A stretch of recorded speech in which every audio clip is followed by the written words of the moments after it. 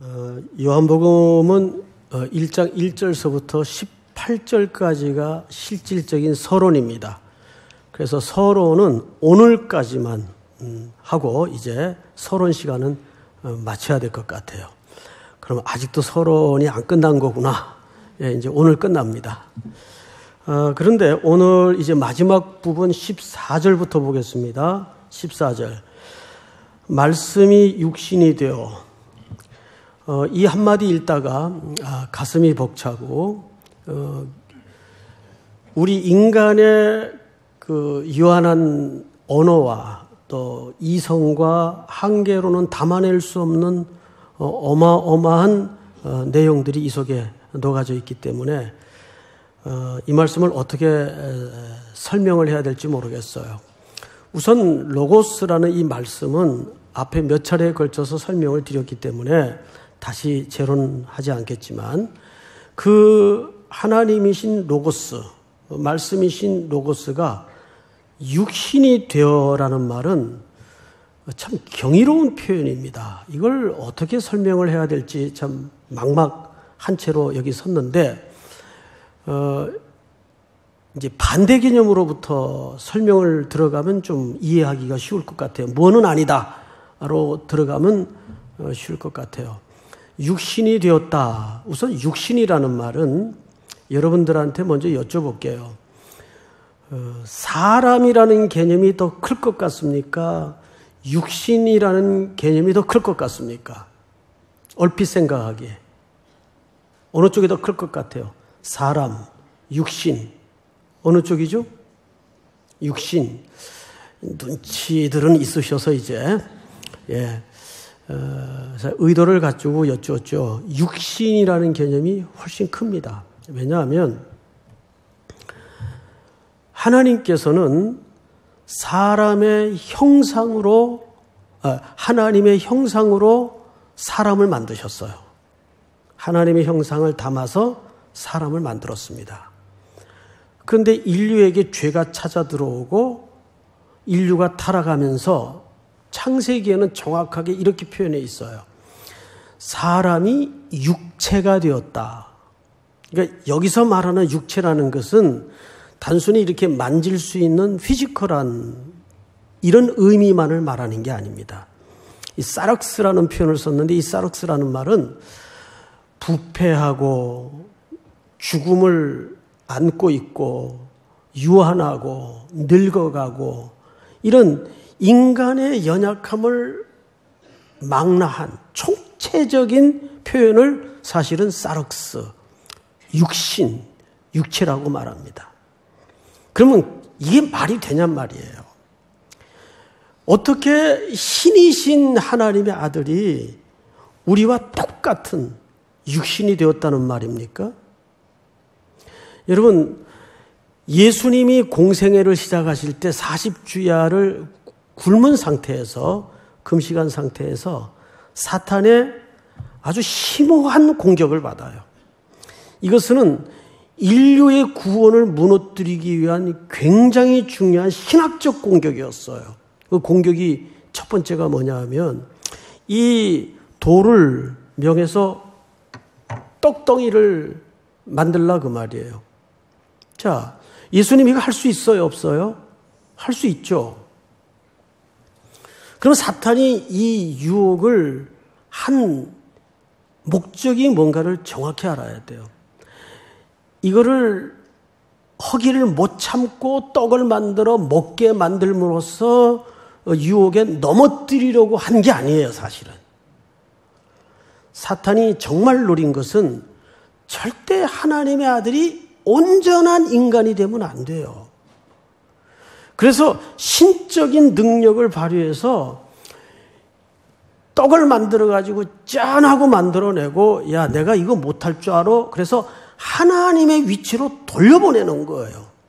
그래야 무엇이 이루어지지 않기 때문에 십자가에 흠 없는 인간으로서 대속의 죽음이 성취되지 않기 때문에 그러면 인류의 구원과 우리의 구원은 무산이 되는 거예요. 그러니까 이것은 사실상 사탄의 무시무시한 신학적 전략입니다. 근데 그것을 예수님께서 마다 않고 정확하게 잘라내시고 온전히 인간이 되셨어요. 여기 되셨다라는 말은 이런 뜻입니다.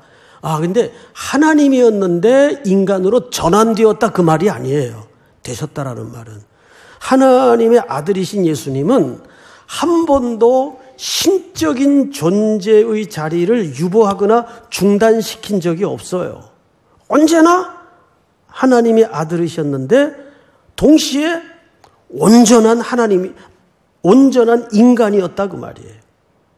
이게 여러분 사람의 그 언어의 한계로 충분히 설명드리지 못함을 용서하시기 바랍니다. 제 설명은 여기까지예요. 말씀이 육신이 되었다니까 하나님이신 그 위격이, 그 존재의 신성이 유보되거나 잠시 중단된 게 아니란 말이에요. 언제나 하나님이셨는데 동시에 지금은 완전한 인간으로서 약함을 가지고 유한한 존재로 인간의 세계로 들어오신 거예요. 그 이유는 순전히 우리를 대속하기 위해서. 믿습니까? 자, 그런데 성경을 또 보십시다. 14절. 말씀이 육신이 되어 우리 가운데 뭐 하심에? 자, 거하심에라는 말은 자, 오늘 설교의 실질적인 하이라이트예요. 지금부터 이제 좀 집중해서 잘 들으셔야 될 이유가 있습니다. 출애굽기를 띄워주세요. 출애굽기. 띄워놓고 설명을 좀 먼저 들으십시다. 여기 거하심에라는 말을 스케노아라는 단어를 썼어요. 그거 헬라어지. 하지 마라. 내가 그거 들어도 그거 외우냐. 근데 이 말씀을 하는 이유는 잊어버려도 되는데 이 스케노아라는 개념이 정확히 어디에서 채용되었는가를 설명하기 위해서 쓰는 겁니다. 정확하게 출애굽기 40장에서 쓰여지게 됩니다. 40장을 잘 보십시오. 구름이, 구약에 언제나 구름은 하나님이 여기 임재해 계신다는 상징을 담은 영광의 실체예요. 구름이 어디에 덮이죠? 회막에 덮입니다. 회막은 하나님과 사람이 만남의 장소입니다. 회막에 덮이고 할 때 이 덮인다는 말이 스케노아 개념이에요. 거한다. 거한다. 장막을 친다 그 말이에요.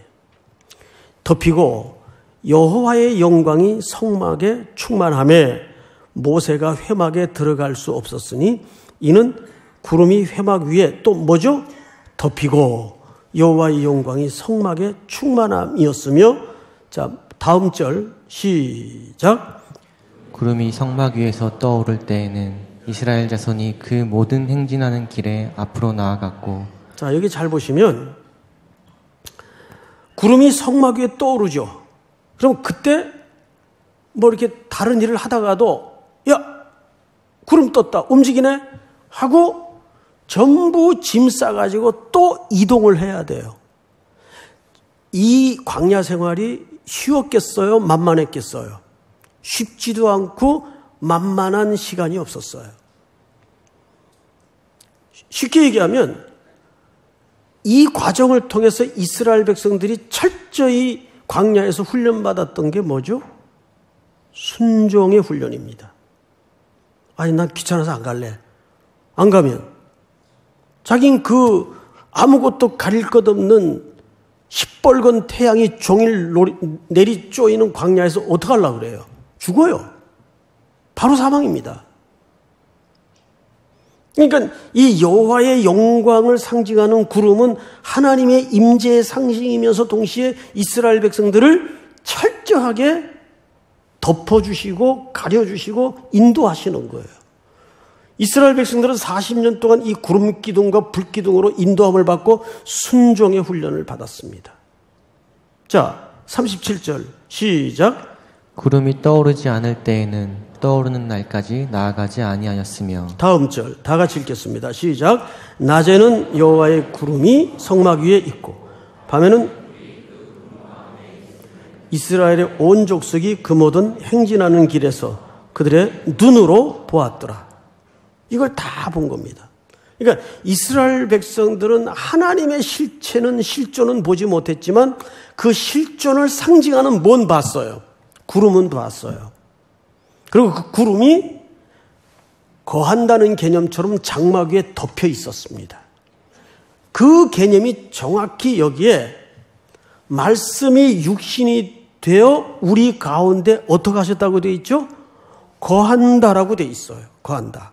자, 그러면 여기에 이 구약의 의미와 신약의 이 말씀이 뭘 의미하는지를 이해하기 위해서는 한 가지 설명을 더 들어야 돼요. 지금부터 출애굽기 전체를 딱 1분 안에 요약해서 가르쳐 드리겠습니다. 간단해요. 출애굽기는 정확하게 두 부분으로 나뉘어져 있습니다.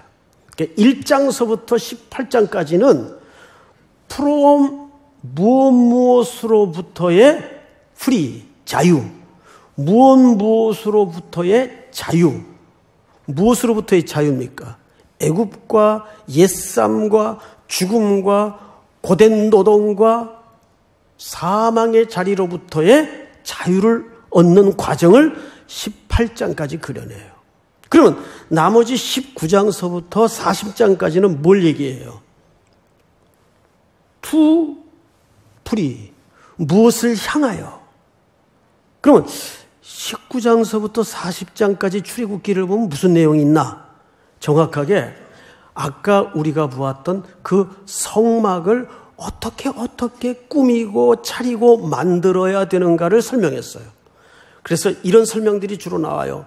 몇 센치에 또 가는 배실로 청색실과 홍색실을 섞어서 무엇을 메고, 뭐 이렇게 시시콜콜 미주알 고주알 자세하게 뭐 이런 집 짓는 얘기를 설명을 했나?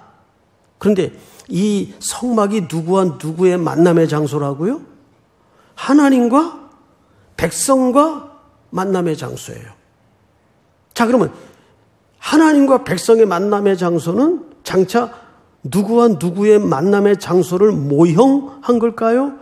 그리스도와 우리의 만남의 장소를 모형한 겁니다. 이러니까 사망과 애굽과 죽음의 고단한 일상에서 그들을 이끌어냈어요. 교회라는 말은 무슨 뜻이죠? 에클레시아. 무엇으로부터 불러냄을 입은 자. 그래서 그들을 왜 불러냈죠? 어디를 향하여 들어가려고. 성막입니다. 그래서 이 성막은 말하자면 신랑과 신부의 신방이에요. 신방. 오늘 말씀의 제목이 뭐죠? 신방을 차리라. 그 신방을 차리기 위해서 예수님이 말씀이 육신이 되어 우리와 똑같은 비천한 몸을 입으시고 우리와 신방을 차리기 위해서 우리 가운데 스케노아 거하셨다고요. 거하셨다고요. 자, 여러분, 이게 얼마나 경이로운 얘기인가 하면 요한복음을 요한이 쓴 목적이 바로 여기 있습니다. 우리가 예수를 믿고 산다는 것은 내가 예수를 믿었으니까 어떤 이런 결과물을 얻었다. 구원이라는 어떤 결과를 얻었다. 이 얘기가 아니에요. 우리가 구원을 누리고 구원을 얻었다는 것은 그리스도와 함께 살아가기, 하나님과 함께 살아가기라는 의미예요. 정말 그렇게 살아가고 있어요? 요한계시록 3장 20절에 보면 이런 말씀이 있어요. 내가 문 밖에 서서 두드리노니 너희가 문을 열고 내가 들어가 너로 더불어 먹고 나는 너로 더불어 먹고 너는 나로 더불어 먹으리라. 이거 예수 안 믿는 자들에게 마음문 열라는 말이 아니라 그 대상이 이미 라오디게아 교회 성도들이라고요. 그러면 이게 무슨 뜻입니까? 예수는 믿었는데, 아니 예수와 신랑 신부 관계는 맺어졌는데 남편을 그저 돈 벌어오는 기계로만 알더란 말이죠. 예? 쉽게 얘기하면 자기 위급할 때만, 다급할 때만, 쓸데 있을 때만 하나님을 예수님을 찾더라고요. 그러면 남편이 얼마나 서운하고 섭섭하고 절망스럽겠어요. 근데 지금 예수님은 요한계시록 3장에서 내가 문 밖에 서서 두드리노니 너희가 문을 열고 나를 영접하면 내가 들어가 너로 더불어 먹고 너는 나로 더불어 먹으리라. 이 말은 무슨 말이에요? 나 이제 너 돈 벌어다 주는 기계 노릇 하고 싶지 않고 너랑 이제 살림을 살고 싶다 그 말 아니에요. 그런데 아마 저 같으면 이 사람이 나를 뭘로 취급하는 거야 하고 문을 두드려요? 부수죠. 들어가서 뭐야 이거? 아마 이럴 거예요. 그런데 예수님은 오는 비를 다 맞으면서 문을 두들기고 계세요. 물론 성경에는 비 왔다는 얘기는 없지만 두들기고 계세요. 왜 그러실까요? 신부를 존중하고 사랑하고 같은 격으로 대하고 있다는 뜻입니다. 자, 그런데 14절을 다시 보세요. 우리가 그의 영광을 보니 아버지의 무슨 영광이라고 되어 있죠? 독생자의 영광이요. 자, 저를 보세요. 여러분 여기서 우리가 오해하기 쉬운 표현이 하나 있는데 독생자라는 표현입니다. 독생자라는 말은 과거에는 우리가 하나밖에 없는 아니 요즘 독생자 아닌 집안이 어디 있어요? 다 독생자지. 그 하나밖에 없는 외아들이라는 개념이 아니에요. 여기서 말하는 독생자라는 말은 정확하게 유니크한 아들, 그러니까 독특한 아들이다 그 말이에요.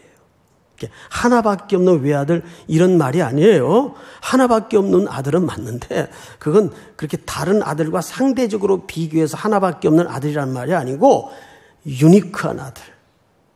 그 독생자의 영광이 자 보십시오. 14절 영광이요 은혜와 진리가 충만하더라. 그리고 16절로 넘어갑니다. 16절을 한번 같이 읽습니다. 시작. 우리가 다 그의 충만한 데서 받으니 은혜 위에 은혜로라. 자, 은혜 위에 은혜로라.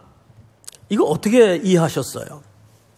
은혜 위에 은혜라는 말이 이런 말이 아닙니다. 여기 은혜가 있는데 은혜가 넘쳐가지고 여기 은혜를 더했다. 이 은혜를 얘기하는 게 아니에요. 이 전치사를 이렇게 번역을 했어요. 여기서 쓰인 전치사는 안티라는 말을 썼습니다. 안티 하면 우리 보통 어떻게 이해를 갖고 있죠? 뭐에 대한 반대. 그런데 안티라는 전치사가 헬라 말에도 안티라고 돼 있어요. 물론 반대라는 개념이 있어요. 그러나 여기에 쓰여질 때는 카리스, 안티 카리스라는 말은 은혜 위에 은혜라는 말은 세 가지 개념이에요. 대조, 대체, 대비. 대조, 대체, 대비. 즉 이런 뜻입니다. 앞의 은혜와 뒤의 은혜가 달라요. 그럼 앞의 은혜는 뭐고 뒤의 은혜는 뭘까? 바로 가장 정확한 성경 해석은 성경이 풀어주는 게 제일 정확합니다. 17절을 우리 전체가 한번 같이 읽어보실까요? 17절 다 같이 시작. 율법은 모세로 말미암아 주어진 것이요 은혜와 진리는 예수 그리스도로 말미암아 온 것이라. 잘 보세요. 율법은 모세로 말미암아 주어진 것이요. 그러니까 여러분들한테 한번 확인을 해볼게요. 율법은 은혜입니까? 아닙니까? 율법도 은혜입니다. 율법은 신약의 성취를 가리키기 위한 하나의 손가락이요, 표지판이었어요. 그러니까 율법도 은혜인데 율법은 예수 그리스도 오실 주님을 설명하기 위한 매개체였단 말이에요.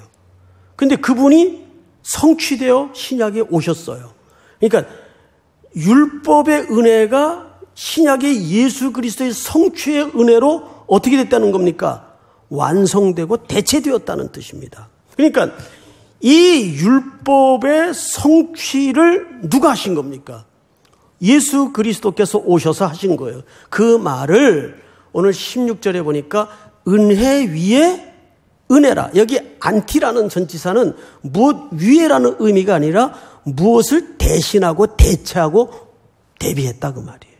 믿습니까? 그래서 율법의 완성은 누구라고 표현해 있어요? 예수 그리스도. 그 얘기를 하는 겁니다. 이제 마지막 18절을 우리 전체 한번 읽고 또 설명을 마무리하도록 하겠습니다. 다 같이 시작. 본래 하나님을 본 사람이 없으되 아버지 품속에 있는 독생하신 하나님이 나타내셨느니라. 아멘.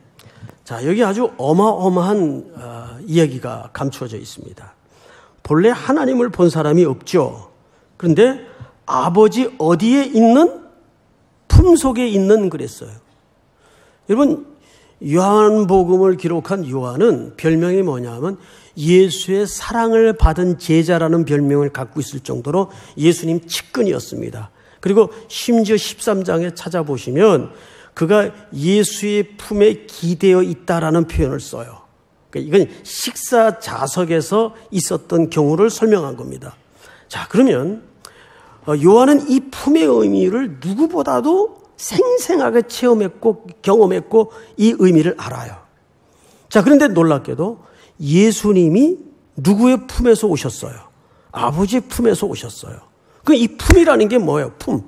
품이라는 것은 세 가지 개념이 있습니다. 첫째, 그분과 동등한 격을 갖고 있다라는 뜻입니다.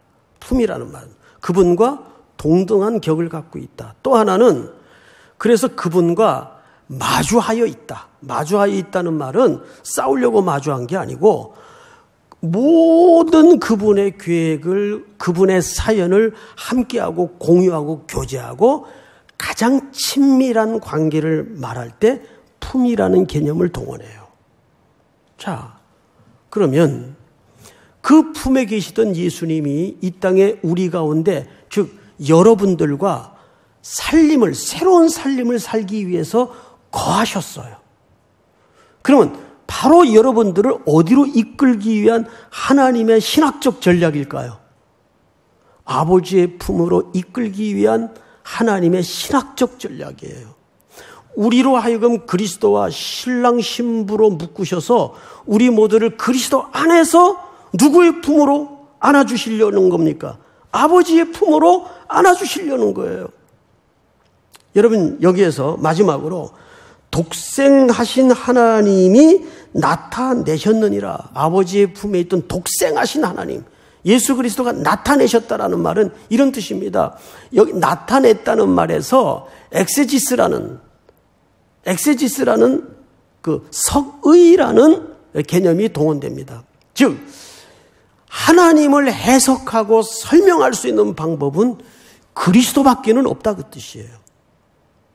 그러니까 가장 좋은 책, 가장 좋은 설교, 가장 좋은 강해, 가장 좋은 주석은 학문적으로 자료를 많이 동원하는 주석이 글이 아니라 그리스도를 통해서 하나님 아버지를 설명하고 하나님 아버지를 해석하는 거예요. 믿습니까? 그 말이 여기서는 나타나셨다라고 표현하는 겁니다. 그래서 하나님 아버지의 마음은 누구를 통해서밖에는 설명이 안 돼요? 그리스도를 통해서밖에는 설명이 안 돼요. 그 품속에 독생하신 하나님이 나타나셔서 우리를 신랑 신부의 관계로 묶으셔서 아버지의 품으로 이끄시는 이 역사를 시작하시겠다는 거예요.